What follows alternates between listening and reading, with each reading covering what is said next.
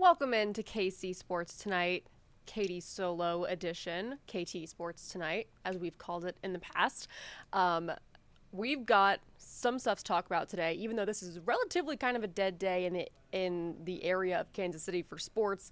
The Royals are off. They're making their way out to Detroit to start a 6-game road trip, 3 games against the Tigers, and then they've got 3 games in the Bronx against the Yankees. They'll come back home next week to start a 6-game homestand. One of those games are going to be on our air, the Friday night game, opening the series against the Angels. So you're going to want to make sure you tune in for that on the 24th. One of 10 games that we've got for you for free on our air all season long.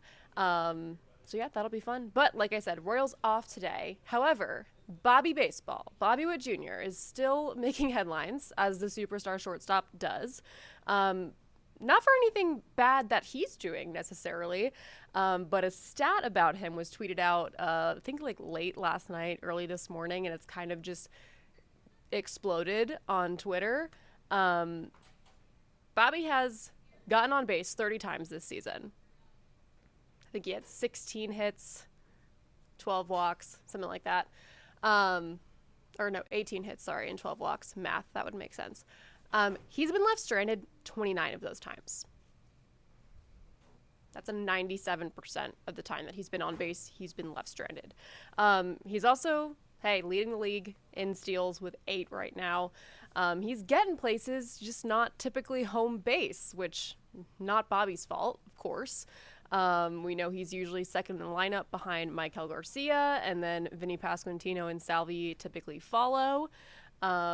So yeah, that's kind of a wild stat that maybe is a little fitting for the Royals. That's kind of exploded on Twitter today and has a lot of people talking.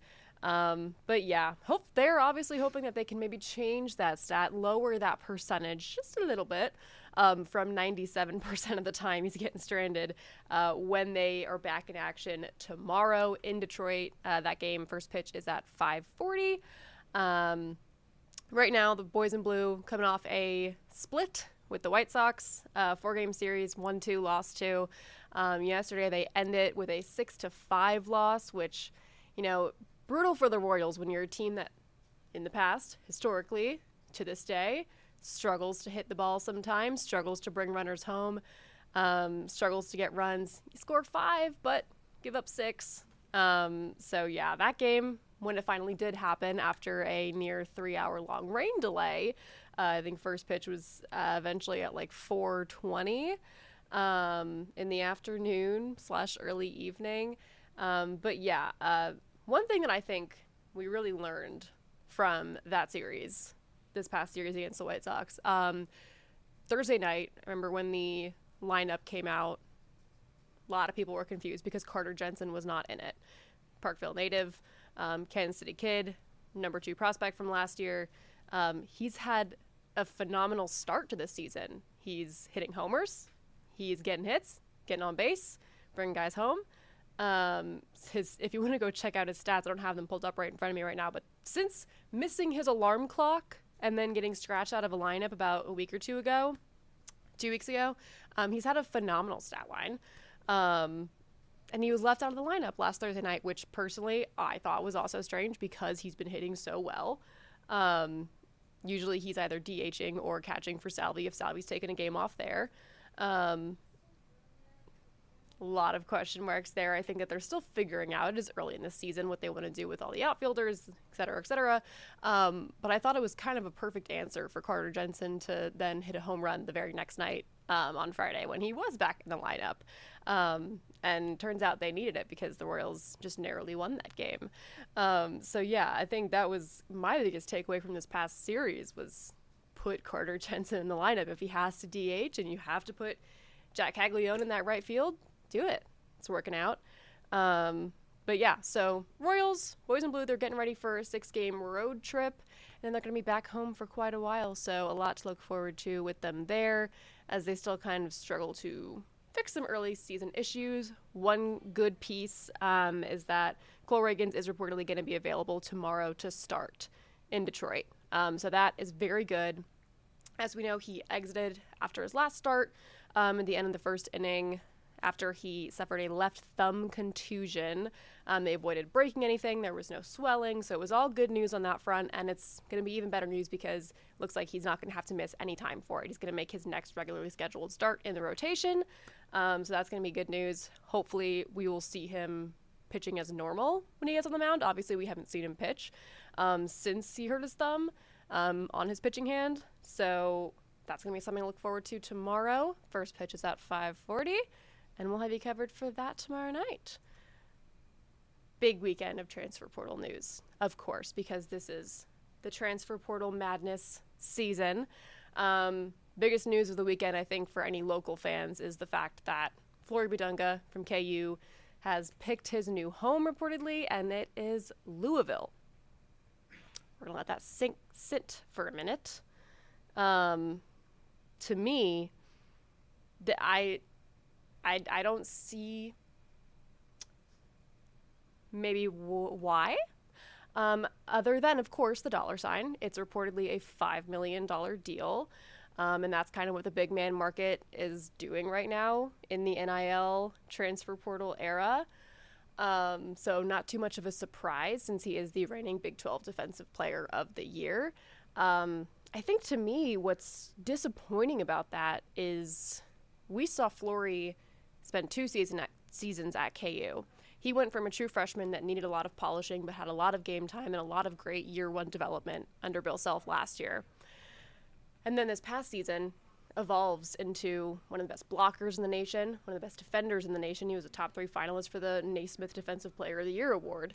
The development in Flory, I think, in just a year that he had under Bill Self, that Bill Self has been known to do for guys for decades.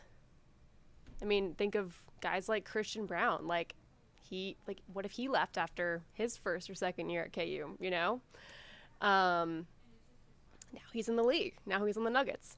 So that to me I think this move to Louisville is kind of a shame because I think that Flory could have had think about the growth he could have had next year. See what he did from year 1 to year 2, what he could have done from year 2 to year 3 under Bill Self. But, you know, it just kind of feels like it's all about the bag at that point. And, hey, that's what you want to do. That's what you want to do.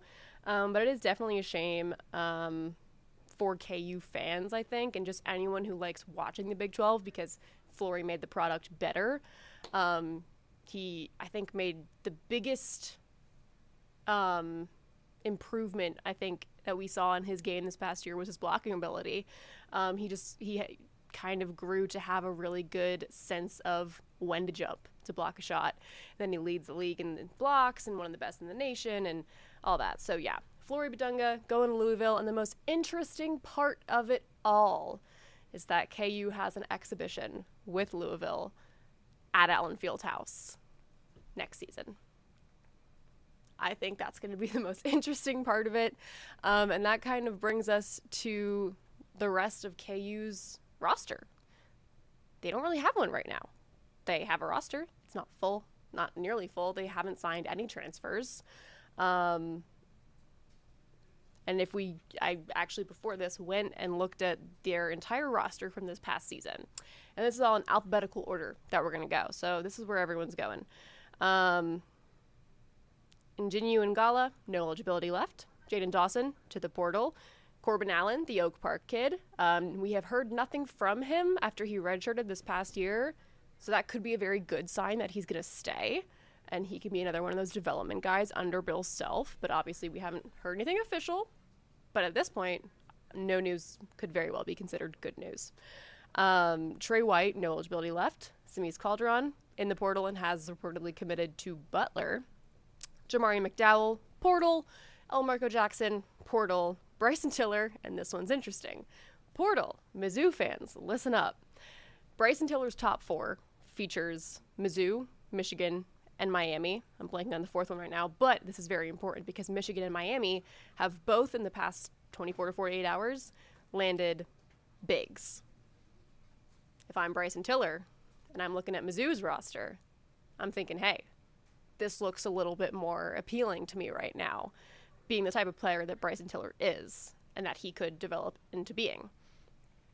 So I think this is a good sign for Tigers fans. You might be getting a pretty talented player in Bryson Tiller. Obviously, he has a lot of polishing up to do that we saw late in the season. You know, there were times where Bill Self had to pull him out, benched him in the Big 12 tournament because he just wasn't defending well. And that kind of lit a fire under him, I think, in the next game because then he proceeded to get 10 rebounds. So if I'm a Mizzou fan, I'm happy about getting Bryson Tiller. Obviously, that's not official, though, but with Michigan and Miami both landing bigs, I think that does make it a little more likely that he would choose Mizzou since they're in his top 4. So kind of interesting there. I know that KU fans are really, really, really unhappy about his decision to even take an official visit with the Tigers because, you know, the border war, KU and Mizzou, they hate each other. Unfortunately, something that KU fans are going to have to realize is that in this day and age of the transfer portal era, these kids, unless they're from the state, which Bryson Tiller's not, they don't care about rivalries. All that stuff goes out the window. Dennis Gates obviously building something special with his next roster at Mizzou, and I think if he can land Bryson Tiller, in addition to the 2 5-stars that are coming in, the 4-star, some returners, that could be a very scary squad. And the other interesting thing about that is that the border war will again be played next year. So in both football and basketball. So yeah, kind of interesting there. I know KU fans are not happy about the fact that Bryson Tiller could very well be going to Mizzou, but I do think it's becoming more likely, in my personal opinion. So yeah, as we continue to go down the list, Darren Peterson, probably going to the NBA draft, though of course we're all still waiting for the big announcement. But yeah, obviously Darren Peterson's probably not coming back to KU, even though he has joked a few times that, hey, one more year. Justin Cross, no eligibility left. Paul Mbaya has reportedly declared for the portal. Here's an interesting fact, though. He hasn't actually entered. So he's not in there right now. So that could be a sign of, I've seen reports saying that he is still entertaining the idea of coming back to KU. He's not sure. Keeping Paul Mbaya, I think, would be really big, just to have an extra option down there in the paint. Big fella. Obviously, KU needs one now with Flory going to Louisville and Bryson Tiller not coming back. That could be another prime guy that Bill Self can really develop. So we're TBD on Paul Mbaya.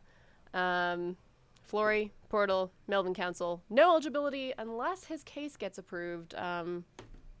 We haven't heard the latest on that, but we should proceed going forward with the belief that Melvin Council Jr. is out of eligibility.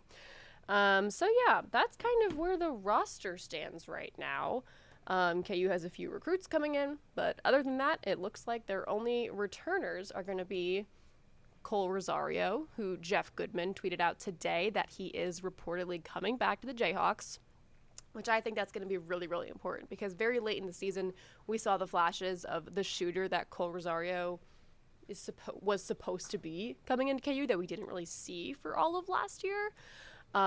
So that's going to be a good sign because I think, you know, I've said multiple times since we've started this live stream right here, Bill Self's development. He's been known for developing players for years and years and years, and it's how some of the greatest names in college basketball have come about. It's going to be big to have Cole Rosario come back because, first and foremost, I think he is one of those guys that is a prime example of a guy that Bill Self would develop into becoming a really good player. And obviously, KU has had their shooting woes. Last year, it just felt like no one on that team could shoot anything except for Darren Peterson, and sometimes Trey White had a really hot night. But I think that's going to be huge for the Jayhawks, getting one guy back, and then maybe Corbin Allen from Oak Park, and then maybe Paul Mbaya if he decides to come back. So that's kind of where we're at with the roster. As for the rest of our college basketball teams, we're just going to wait and see what happens to the rest of the transfer portal madness. But as of right now, our 3 teams have not landed anyone super, super big and exciting yet. So we're going to wait and see how that can kind of change going forward. The other big news of the weekend, the Masters wrapping up. Rory McIlroy winning his 2nd straight green jacket out at Augusta National. I watched most of the last day and then a good amount of Saturday outside of working, all that fun stuff. And then, it caught some of the par 3. I did eventually turn the par 3 off because I got really irritated by almost the barstoolification of it. I just didn't need to see, Kevin Hart and Jason Kelce, trying sandwiches on the green, and it all just felt kind of rowdy and not what you expect from watching the Masters. So I wasn't a super big fan of that. And I usually love par 3 day. I love seeing the golfers out there with their families and their little kids and the caddy outfits. So that was a little bit disappointing. And I think it did receive a lot of bad backlash from fans. And I say fans, not patrons, because I mean the people who are watching at home and watching it all unfold on social media. I think for the most part, people who love the Masters were not a big fan of it. So I wouldn't be surprised if maybe we don't see that again next year. But who knows? But like I said, it comes to Sunday. Rory McIlroy had kind of just a crazy... He was in the lead for really most of the tournament. Scottie Scheffler, world number 1, made a pretty good push on the final day. I think he was the only player to not bogey at all throughout the entire tournament. So that's pretty awesome for Scottie. He ends up in second. If he had made, I forget what hole it was, but I'm thinking back, I can visually see it in my head so perfectly. The one putt where it just went right over the hole. If he made that, we would have had a playoff between him and Rory in the Masters final round.